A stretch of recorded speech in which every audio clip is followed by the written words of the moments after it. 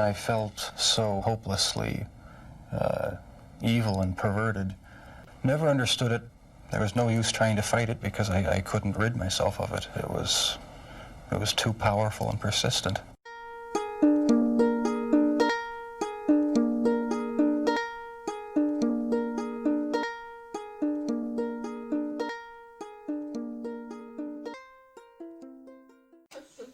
Okay, all right. For you, it's been a full 7 days. For us, it's been a full 7 minutes. Just about, yeah. Yeah. Welcome back to Crime in the Coconut. I'm Ashley. I'm Amanda. We never actually say our names, but you guys know who we are, I hope. If you don't, we're Ashley and Amanda. We have been talking about good old Jeffrey Dahmer. When we last left you, he had just been apprehended by police. So today, we're going to talk about what the police found and how Dahmer was sentenced and handled in prison, everything leading up to his subsequent death. Yeah, fuck that guy. All right, so they apprehend him. He says, "For what I did, I should be dead." They begin their detailed search of the apartment. It was conducted by Milwaukee's Police Criminal Investigation Bureau. It revealed a total of 4 severed heads in Dahmer's kitchen, a total of 7 skulls, some painted, some bleached. They were found in Dahmer's bedroom and inside a closet. In addition, investigators discovered collected blood drippings upon a tray at the bottom of Dahmer's refrigerator. So that thing that collects the water, it was just collecting blood. Oh, to see without my eyes, I'm sure is what these boys are thinking of. Also 2 human hearts and a portion of an arm muscle, each wrapped inside plastic bags on the shelves. In Dahmer's freezer, investigators found an entire torso, plus a bag of human organs and flesh stuck to the ice at the bottom. Elsewhere in the apartment, investigators found 2 entire skeletons, a pair of severed hands, 2 severed and preserved penises, a mummified scalp, and in the 57-gallon drum, 3 further dismembered torsos dissolving in the acid solution. A total of 74 Polaroid pictures detailing the dismemberment of Dahmer's victims were found. In reference to the recovery of body parts and artifacts at 924 North 25th Street, the chief medical examiner later stated it was more like dismantling someone's museum than a crime scene.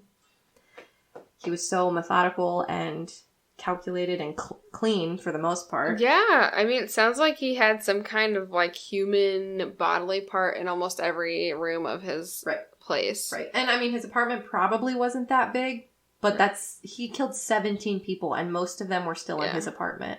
And even, like, you said that he had those, like, vats in his bedroom. Like, he slept with those bodies. And a 57-gallon drum is huge. He fit 3 torsos in there. 3 people.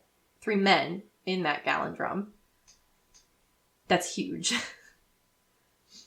My expression is filled with disappointment. Yeah, she knew it wasn't going to be good, but I don't think she was ready for this. So we're going to talk about his confession now. The early hours of July 23rd, which is the next day, Dahmer was questioned by Detective Patrick Kennedy as to the murders he had committed and the evidence they found. How do you even start that? Yeah, what do you...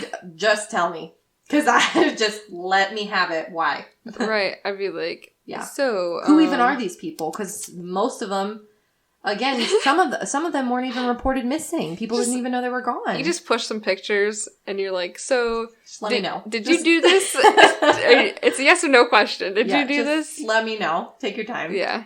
Over the following 2 weeks, Kennedy and later Detective Patrick Murphy conducted numerous interviews with Dahmer, in which, when combined, totaled over 60 hours. So if you thought our last episode was long, that ain't shit. Dahmer waived his right to have a lawyer present throughout the interrogation, adding that he wished to confess all as he had created this horror, and it only makes sense that I do everything to put an end to it. He readily admitted to having murdered 16 young men in Wisconsin since 1987, with one further victim, Stephen Hicks, killed in Ohio in 1978. I mean, at least he made it easy. Yeah. Like, he could have totally been like, nope, didn't do it. Oh, it irritates. And added so many extra steps. It irritates my fucking soul when serial killers are like, yep, let me tell you X, Y, and Z, but A, B, C, D, E, you don't get any of that from me, sorry. Figure it out yourselves. Most of Dahmer's victims had been rendered unconscious prior to their murder, although some had died as a result of having acid or boiling water injected into their brain. As he had no memory of the murder of Tuomi, the one that woke up with the crushed chest, his second murder, he was unsure whether he was unconscious when beaten to death, although he did concede it was possible that his viewing the exposed chest of Tuomi while in a drunken stupor may have led to him unsuccessfully attempting to tear Tuomi's heart from his chest.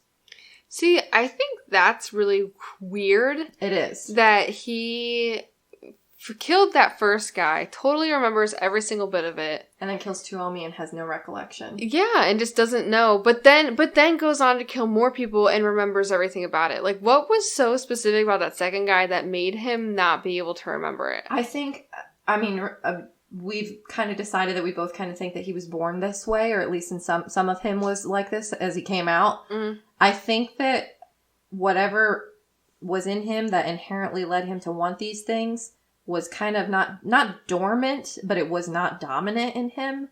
And Tuomi's murder is what made it dominant. Yeah, but you think that, like, his whole attitude would have changed. But, you know, you have, like, say, like, you have Jeffrey Dahmer A and Jeffrey Dahmer B. Mm-hmm. Jeffrey Dahmer A was there with the first murder, and Jeffrey Dahmer A was there on all the other murders. Right. But for some reason, somehow... Jeffrey Dahmer B killed Tuomi. Yeah, and then never came back out again. Yeah. Like, which is so weird. And it's not like he wasn't used to being an alcoholic. Right. And personally, to me, I mean, the murder is murder, and it's terrible. And the fact that his chest was so beat in, it looks like he had attempted to rip his heart out. That's terrible.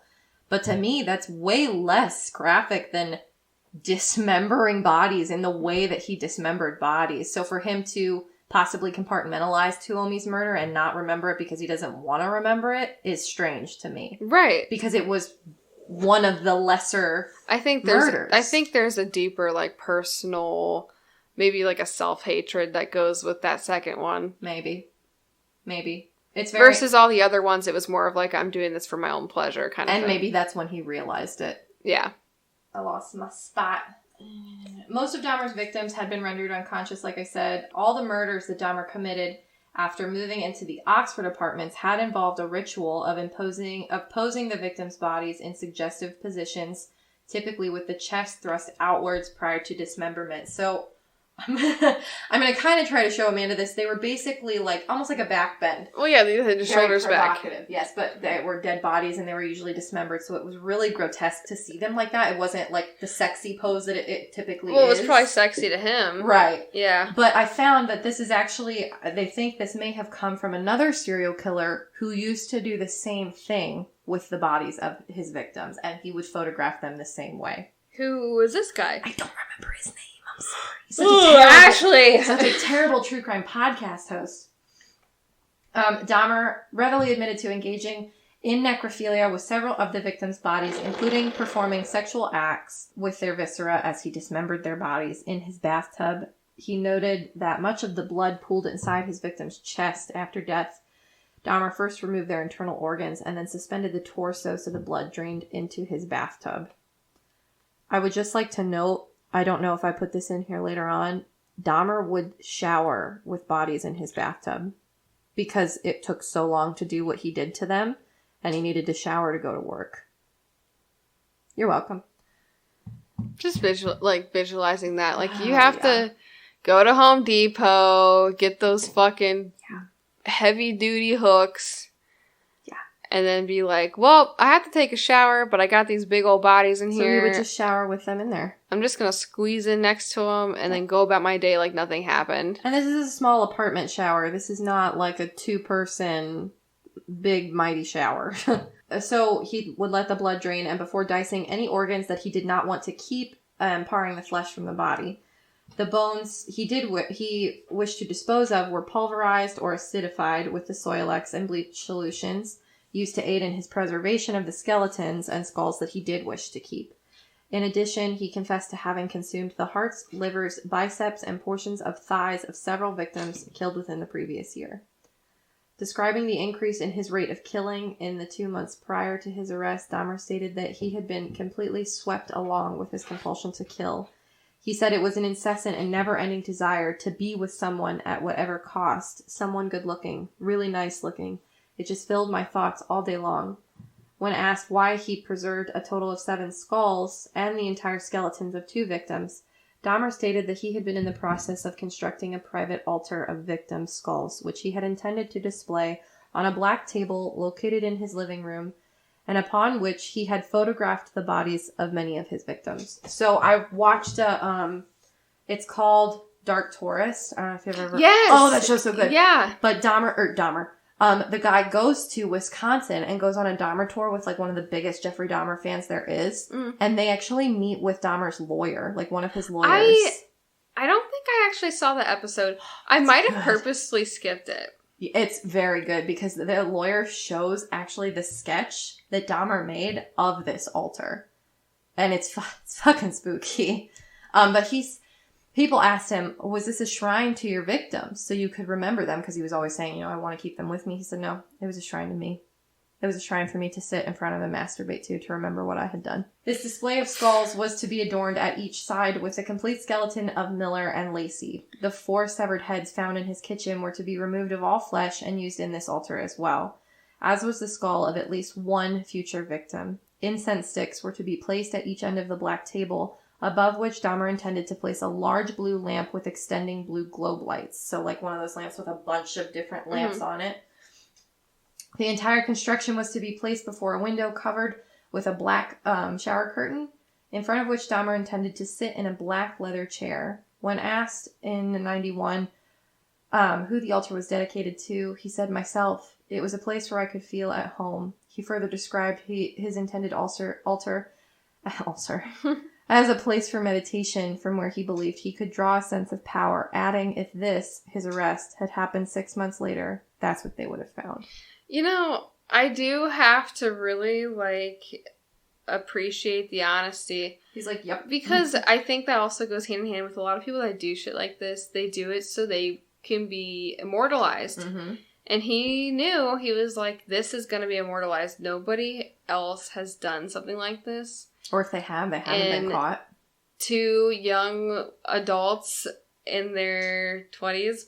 We'll be talking about this later. With pink hair, are going to be doing something called a podcast about it. Right. And I want it to be accurate. Yep. Yeah. And, one of my in-laws, I love him to death. JP from Use Guys and that podcast. He actually got me into podcasting. We were talking. We had a cookout a couple weeks ago. And he said, I don't understand. Why do people like this? Why do people like true crime? And my older sister, his wife, likes it too, and she's interested in it. And I tried to explain to him, and everybody's different, but I said, it's not that I like hearing about how Jeffrey Dahmer cut up a bunch of men and ate them and, took them from their families and did horrible, awful things to them. I don't like that. And if I could know the story without knowing that, I absolutely would.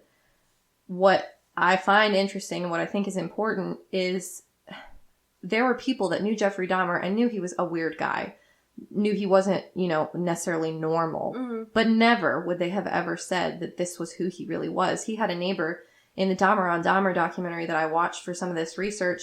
His neighbor lived across the hall. She was a sweet black woman. And she said, I had no idea. She said, my husband and I were trying to get him a girlfriend. She said, he was the nicest person I had ever known. Nobody knew. Mm-hmm. Nobody had any inkling, any idea. And he got away with it for years. So I think it's important to talk about these things so that way you can be aware of your surroundings and not so trusting of people. That's not me saying don't trust anybody, but anybody can be like this. Oh yeah, you never know. You really don't know how people are. My neighbor downstairs, I'm not going to say any names. I saw her on the way in. Yeah. She lived by herself with her cats, and we made small talk a couple times. And she told my boyfriend at the time that her sister had died or something like that. And I felt bad, so I was like, I'm gonna get her a card that said, my condolences, and I put my phone number in and I got her flowers, and I was like, no pressure, but if you ever want to talk, I'm your neighbor and I'm here. Right. And months went by, and she took me up on that offer. It turns out she's fucking nuts. She's crazy. And I like, went to go leave, and she was, like a 40-plus-year-old woman is like, you're leaving me, and, like, crying, and I'm like, oh my god, bitch, I hardly know you. Right. And I was telling Ashley about this story a couple months after that, and we're walking past my apartment, and she goes, did you see that? I'm like, see what? And she's like, there's a broken heart drawn into the dirty glass on her balcony. And I was like, lock the fucking door. You just don't know. You don't know what someone is capable of. And sometimes they don't even know it. Yeah. You know? I'm not trusting anybody. Exactly. Fuck that. So that's why I like, quote unquote, like serial killers. Because it's just like when you read about a war. You don't read about the war because you want to hear about the hundreds of thousands of men and women that died. Men and women and children. You want to hear about why the war happened so you can avoid it in the future. Right. Same thing. So his indictment to follow was July 25th. He was charged with 4 counts of first-degree murder, and by August 22nd, he had been charged with a further 11 murders committed in Wisconsin.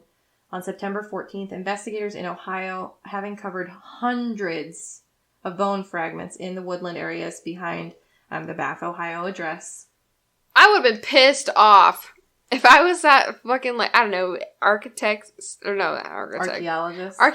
whatever, I don't know. Forensic anthropologist, maybe. Whoever does that work. Mm-hmm. And I was like, yeah, we're going to find some bones. And I found literally a sliver of a femur. Because if you remember, and then pulverized it. And then a sliver of a scapula. Yeah. I'm going to be like, fuck this! I got to find 600 fucking fragments of bone. Hundreds. I would have, pissed off. In the woodland area behind the Bath, Ohio address, where he had confessed to killing his first victim, formally identified 2 molars and vertebra with x-rays that were records of Hicks. Realistically, you only need a set of teeth. Right, and they found 2. So, 3 days later, Dahmer was charged by authorities in Ohio with Hicks' murder. Dahmer was not charged with the attempted murder of Edwards, nor with the murder of Tuomi. He was not charged with Tuomi's murder because the Milwaukee County District Attorney only brought charges where murder could be proven beyond a reasonable doubt, and Dahmer had no memory of actually committing this particular murder, for which no physical evidence of the crime existed because he had so successfully gotten rid of the body. So he got away with that one. He got away with that one. Even though he admitted to, he's like, I mean, I did it, I just don't remember. Right. I was wondering if he was convicted of all of his murders. Ultimately, he pleaded guilty, but insane, to 15 counts of murder. He killed 17. Dahmer's trial began on January 30th of 92. He was tried in Milwaukee for 15 counts of first-degree murder. That's a lot. Before Judge Lawrence Graham. By pleading guilty on January 13th to the charges brought against him, Dahmer had waived his rights to an initial trial to establish guilt, as defined in Wisconsin law, and I think most laws. The issue debated by opposing counsels at Dahmer's trial was to determine whether he suffered from mental or personality disorders, something we kind of talked about in the last episode. The prosecution claiming that any disorder did not deprive Dahmer of the ability to appreciate the criminality of his conduct or to deprive him of the ability to resist his impulses. The defense then argued that Dahmer suffered from a mental disease and was driven by obsessions and impulses which he was unable to control. Which, I agree. He was unable to control his impulses, but by claiming insanity, it means that you are not in a state of mind to understand that what you're doing is wrong. And he absolutely knew it was wrong. Yeah. And he did it anyway. So I understand the compulsion, but if you know something is wrong, you are of enough of a mind to potentially not do it. Yeah. So it's not full insanity. Defense experts argued, though, that Dahmer was insane due to his necrophilic drive, his compulsion to have sexual encounters with corpses. Defense expert Dr. Fred Berlin testified that Dahmer was unable to conform his conduct at the time that he committed the crimes because he was suffering from a paraphilia, or more specifically, necrophilia. Mm-hmm. Dr. Judith Becker, a professor of psychiatry, was the second expert witness for the defense. She also diagnosed Dahmer with necrophilia. The final defense expert to testify was a forensic psychiatrist, which is like my dream job. Dr. Carl Wallstrom diagnosed Dahmer with necrophilia, borderline personality disorder, schizotypal personality disorder, alcohol dependency, and psychotic disorder. So he was scary, and I would not have wanted to be in Jeffrey Dahmer's mind at any point in his waking life. Yeah. Even as a child, because I'm sure he was probably like this as a child. The prosecution said, fuck that. He had a fucking altar planned. Said that Dahmer was not insane. Forensic psychiatrist Dr. Philip Resnick testified that Dahmer did not suffer from primary necrophilia because he preferred live sexual partners, as evidenced by his efforts to create unresistant, submissive sexual zombies with the acid in the water. At what point, like, I understand, like, yes, he understands it's wrong, so he's not criminally insane. But at the same time, it's like, but he's okay with doing all of this. Like, yes. So he is insane. Right. So, yes, he knows, like, okay, by the book, this isn't okay, but he's okay with doing it. And he obviously doesn't feel that guilty. Right. I think it gets really muddied up when people play the insanity card. And I think the reason that they try to fight it, even though he obviously was out of his mind, is because they don't want him to go into a rehabilitation program and be potentially released. Right, yeah. So it makes sense, but yeah, you're absolutely right. He was crazy. Out of his mind crazy. Oh, another prosecution expert to testify, Dr. Fred Fosdal, testified that Dahmer was without mental disease or defect at the time that he committed the murders. He described Dahmer as a calculating and cunning individual who was able to differentiate between right and wrong, with the ability to control his actions. Although Fosdal did state his belief that Dahmer suffered from paraphilia, his conclusion was that Dahmer was not a sadist, which I agree with this statement, because it's, like I said earlier, it wasn't the killing that got him off. Right. It was the immobile body. No matter how that came about, just the immobile body is what did it for him, not the harm that came to the people. And that is on legal kink shaming. Like... Sorry, if your kink is it doesn't. cut We a body actually up. we know you killed people and we know you liked it, but your persecution is going to ride on what actually got you off. Exactly. Sorry about that, but in this case, I'm 100% for the kink shaming because it resulted in the murder of 17 men. Yes, I was totally joking. Oh yes, no, I just wanted to clarify for some of the people that maybe don't know. No, I totally get it. That we're joking. Da-da-da. The final witness to appear for the prosecution side was another forensic psychiatrist, Park Dietz. That's a nice name. He began his testimony on February 12th. He testified that he did not believe Dahmer was suffering from any mental illness or defect at the time that he committed the crime, stating that Dahmer went to great lengths to be alone with his victims and to have no witnesses.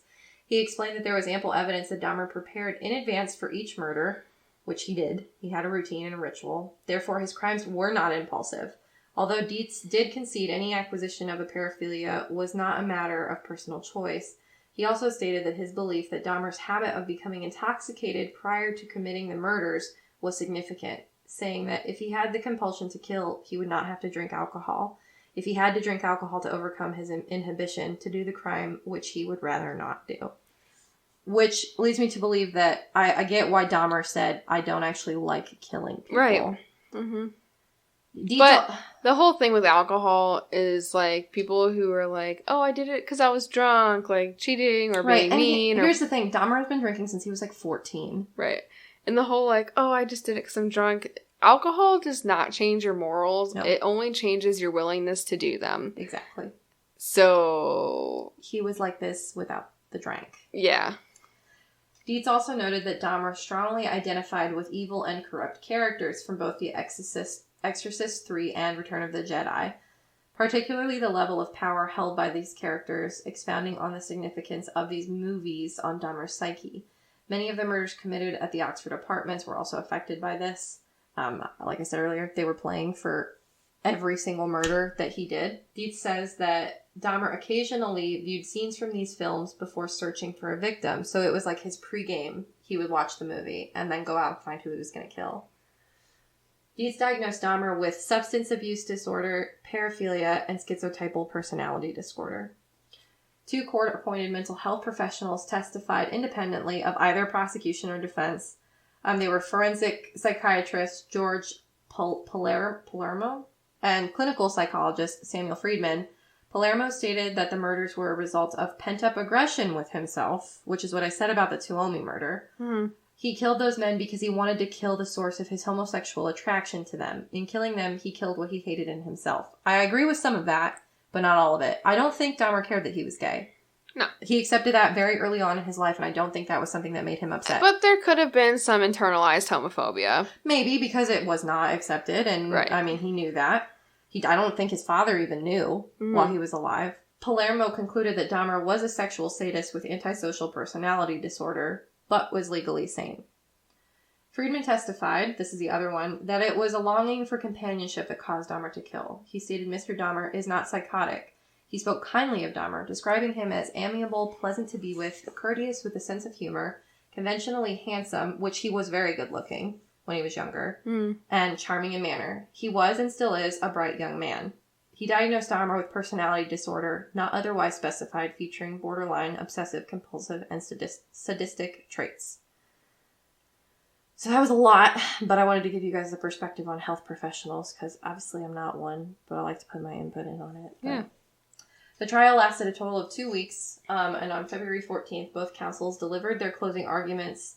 Each counsel was allowed to speak for 2 hours, so defense attorney Gerald Boyle argued first, repeatedly saying the testimony of mental health professionals, almost all of whom had agreed Dahmer was suffering from a mental disease. Boyle argued that Dahmer's compulsive killings had been a result of a sickness he discovered, not chose. Boyle portrayed Dahmer as a desperately lonely and profoundly sick individual, so out of control he could not conform his conduct anymore. Following the defense's argument, 75 minutes in total, Michael McCann delivered the closing argument for the prosecution. He described Dahmer as a sane man, in full control of his actions, who simply strove to avoid detection. McCann argued that the act of murder was committed in hostility, anger, resentment, frustration, or hatred, and that the victims for whose murder he was tried died merely to afford Dahmer a period of sexual pleasure. McCann further argued that by pleading guilty but insane to the charges, Dahmer was seeking to escape responsibility for his crimes. On the 15th of February, the court reconvened to hear the verdict. Dahmer was ruled to be sane and not suffering from a mental disorder at the time of each of the 15 murders for which he was tried, although in each count, 2 of the 12 jurors signified their dissent. On the first 2 counts, Dahmer was sentenced to life imprisonment plus 10 years. The remaining 13 counts carry a mandatory sentence of life imprisonment plus 70 years. The death penalty was not an option for Judge Graham to consider at the penalty phase, as Wisconsin had abolished capital punishment in 1853. However, had he been tried in Ohio, I can almost guarantee he would have been given the death penalty. Oh, yeah, for sure. Yeah. Upon hearing of Dahmer's sentencing, his father Lionel and stepmother Sherry requested to be allowed a 10-minute little meeting with him before he was transferred to the Columbia Correctional Institution in Portage to begin his sentence. The request was granted, and they exchanged hugs and well wishes before Dahmer was escorted away. 3 months after his conviction in Milwaukee, Dahmer was extradited to Ohio to be tried for the murder of Stephen Hicks in a court hearing lasting just about 45 minutes. He had again pleaded guilty, so he didn't need the whole big jury. He was sentenced to a 16th term of life imprisonment on May 1st, 92. After his sentencing, he was transferred to the Columbia Correctional Institution, and for the first year of his incarceration, he was placed in solitary confinement due to the concerns for his physical safety should he come into contact with fellow inmates. You'll see why. With Dahmer's consent, after 1 year in solitary confinement, he was transferred to a less secure unit where he was assigned a 2-hour daily work detail cleaning the toilet block. Shortly after completing his lengthy confession in 91, he requested Detective Murphy that he be given a copy of the Bible. This request was granted, and Dahmer gradually devoted himself to Christianity and became a born-again Christian. On his father's urging, he also read creationist books from the Institution for Creation Research. And in May of 94, Dahmer was baptized by Roy Ratcliffe, a minister in the Church of Christ and a graduate of Oklahoma Christian University, in the prison whirlpool. I added this because it's kind of important, because I think a lot of people will say he only did that so he could feel good about himself in the end, which you're probably right. But Dahmer was raised in a Christian environment.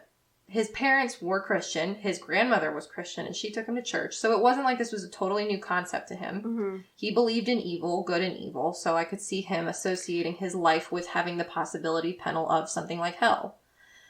So I could see him doing this in a last-ditch effort to save himself. Yeah, and all sins are seen as equal in the eyes of God. Exactly. So But that's actually surprising because I was like, he so far has not shown any kind of fear in the possible moral afterlife. I think a lot of it came from his father. I watched an interview with him in that Dahmer on Dahmer where Lionel actually spoke, and Sherry, his stepmother, spoke, and they said, you know, we feared for his soul, and we don't anymore.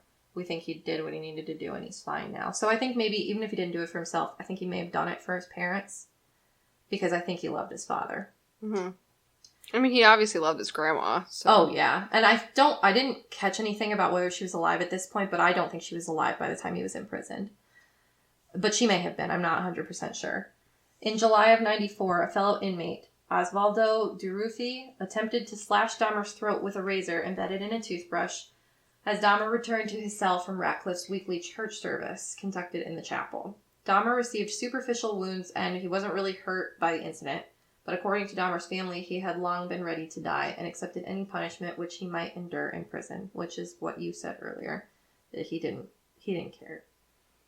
In addition to his father and stepmother maintaining regular contact, Dahmer's mother, Joyce, also maintained regular contact with her son, although prior to the arrest, the two had not seen each other since Christmas of 1983.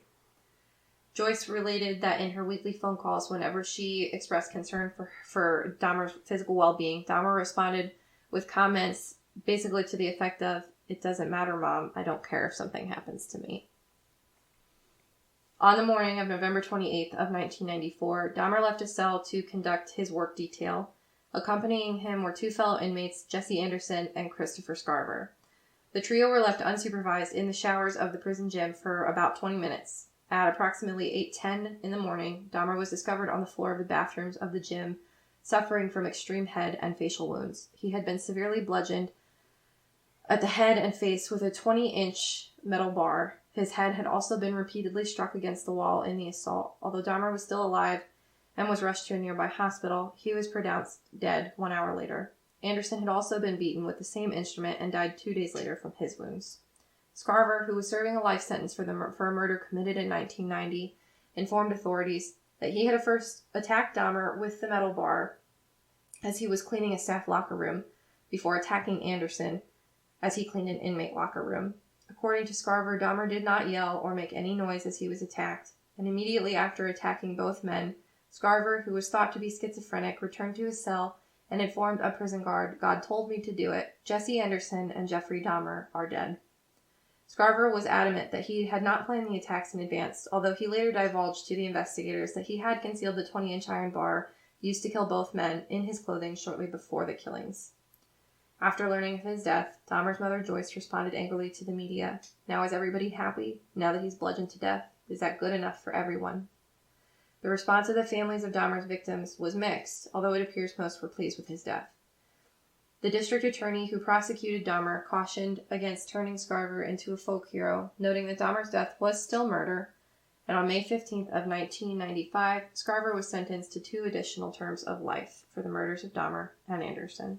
Although Scarver confessed in 91 to concealing that bar that killed Dahmer and Anderson, in 2015, he publicly stated the murders of Dahmer and Anderson had resulted from a confrontation in which one of the 2 men had poked him, Scarver, poked him in the back as the 3 had begun their assigned work detail. In this renewed account of events, Scarver claimed that the 2 had laughed at him when he had turned around in response before Dahmer and Anderson each walked into separate rooms to begin their cleaning duty, with Scarver following Dahmer towards the staff locker room. Scarver alleges that right before murdering Dahmer, he had cornered him, pressed a newspaper article detailing Dahmer's crimes, and demanded that Dahmer answer whether the account was true. Scarver further alleged that he had been revolted by Dahmer's crimes and that Dahmer had been openly unrepentant. That Dahmer taunted prison employees and fellow inmates by sharpening his prison food into imitations of severed limbs, complete with ketchup to simulate blood spatter, and that prison staff, knowing of Scarver's hatred for Dahmer, had deliberately left the 2 men unsupervised so that he could kill him. Furthermore, Scarver stated that Dahmer was so disliked by the other inmates that he required a personal escort of at least 1 guard whenever he was out of his cell to prevent inmates from attacking him. Dahmer had stated in his will that he wished for no services to be conducted and that he wished to be cremated. In September of 95, his body was cremated and his ashes divided between his parents. Okay, first of all, talk about some unconditional love. Yeah. She was like, "Are you happy now? He was beat up." Excuse me. Yeah. Well, I mean, consider how she treated him his whole life. She didn't love him properly. No, but, I mean, there's some props to give for her, like, continuing that relationship even after that. Maybe she felt guilty, like, maybe he turned out this way because of me. But definitely, 100%, if he was like, I want to have a guard with me at all times when I'm out of my cell, those guards left them alone for a reason. Yeah, I believe this updated encounter, the one from 2015, that it was kind of an inside job. That's very believable to me. I don't see anybody liking Jeffrey Dahmer. I don't see anybody wanting to protect Jeffrey Dahmer. And also, like, rapists of any kind don't do well in prison. No. And he was more than a rapist. He was a pedophile. Yeah. Like pedophiles too. Yeah. He had assaulted children many times and had killed one. Pretty aggressively aggrieved, whatever, badly, terrible. Right. I didn't know he ever killed anybody that young. Yeah. I think if he had been more successful and less crazy, he would have done more younger ones. Yeah. Straight children. Because if you look at the ages of all the rest, they were usually really early 20s. Yeah. Very young. So his estate was awarded to the families of his 11 of his victims who had sued for damages. In 96, that was when I was born, Thomas Jacobson, a lawyer that represented 8 of the families, announced a planned auction of Dahmer's estate. Although the victims' relatives stated that the motivation was not greed, the announcement sparked controversy. A civic group in Milwaukee, Civic Pride, was quickly established in the effort to raise funds to purchase and destroy Dahmer's possessions.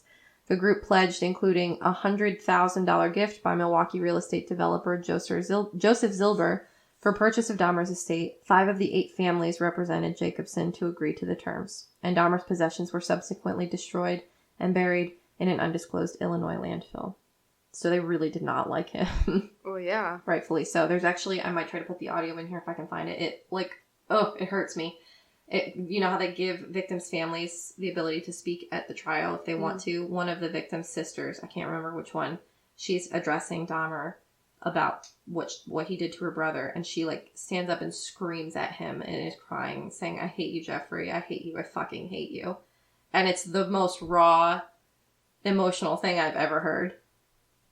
On August 5th of 91, a candlelit vigil to celebrate and heal the Milwaukee community had an attendance of more than 400 people. Present at the vigil were community leaders, gay rights activists, and family members of several of Dahmer's victims. Organizers stated that the purpose of the vigil was to enable Milwaukeeans to share their feelings of pain and anger over what had happened. The Oxford apartment at 924 North 25th Street, where Dahmer had killed 12 of his victims, were demolished in November of 92. The site is now a vacant lot. Alternate plans to turn it into a memorial garden or a playground to reconstruct new housing have failed to materialize. Well, fuck yeah. Sorry. A memorial garden I could see. That makes sense to me. A playground? Yeah. That's literally a bit insensitive. He enjoyed children and you're gonna build a playground? Very insensitive. Even if he hadn't enjoyed children, no. Right. Lionel Dahmer is retired now and he lives with his second wife, Sherry. They refuse to change their surname and have professed their love of Dahmer despite his crimes. In 94, Lionel published a book which I have read excerpts from and I want to read the whole book. It's called A Father's Story. He donated a portion of the proceeds from his book to the victims' families.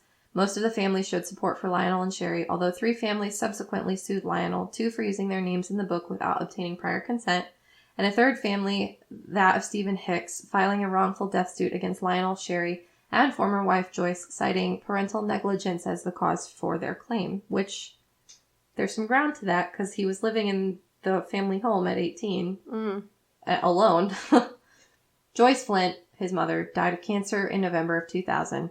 Prior to her death, she had attempted suicide on at least one occasion. Dahmer's younger brother, David, changed his surname and lives in anonymity. And that is the story of Jeffrey Dahmer. Ugh, woof. Yeah. There's a lot I didn't know. Yeah, and I probably missed some of the minute details. Yeah, but I mean, there's so much. Yeah. There's so much about him. I'm gonna say though, I like the little bit we have where anytime the year of our birth is stated, we That's when I immediately was go, born. that's the year I was born. I just don't want anyone to forget. It's funny. Jeffrey Dahmer, like me, is a Gemini. But he's a May Gemini, so it's a little bit different. A Taurus. So, if anybody was intrigued by the fact that Dahmer doesn't remember killing that second victim, Yeah, you need to watch Alias Grace. ooh, I haven't Like heard of Alias that. as in ALAIS. Okay. Grace. It's about a young girl. She's like 13 who comes over from Ireland during like the potato famine to Canada. So it's Sorry. she's got all of her, like, her abusive father, her okay mother, and like all of her siblings, and she goes, you know, it's basically like her struggle of like growing up in that environment. And there comes a point, like, it starts off where she's in prison, and this is like right when mental illness like started to be like noticed and like recognized in the medical field. So there's a doctor, a psychologist who those air quotes, I love it. She's in prison, and these people like are like, you know, we want to know if she really did it or not. I guess she killed some people, but she doesn't remember if she did it or not. So she's been in prison for like 10 years. She's like maybe in her early 20s. So she did all this when she was like 16. That's a rough go of it. And it's basically like him talking her through her whole life to see like where the discrepancy is. It's like a very short series. Each episode's like 40 minutes long. It's like maybe 10 episodes. That sounds very interesting. I've watched it like 3 times. Like, it's so good. And I wish, like, part of me, like, don't get me wrong, I'm happy Jeffrey Dahmer died, and I like the way he ended up dying, but I kind of wish he hadn't, at least not right away, because I think it would have been very interesting and helpful if people had been able to study him and to find out what... I don't know if it would have prevented anything, but I think that anything, especially like this, helps the medical field dissect mental health even more. I know there's like, with how long he got away with it, I know there's like some anticlimacticness of him going to jail and getting almost instantly killed. Yeah, he didn't serve much time. But at the same time, like, he was very honest. He's like, I did it for this reason.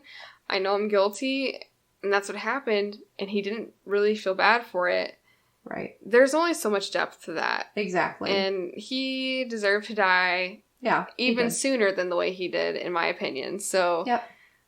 I don't care if you're anti-death penalty. Sorry. You're allowed to be, but Jeffrey Dahmer didn't deserve to have air in his lungs after the things he did to other people.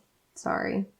He just didn't. Yeah, and I mean, I know we're like, oh yes, we're the super sophisticated society. Everyone. We don't take eye for an eye. I'm sorry. Whatever. No, it's going to happen one way or another. And yes, while Milwaukee probably was like, oh, we don't do death penalty.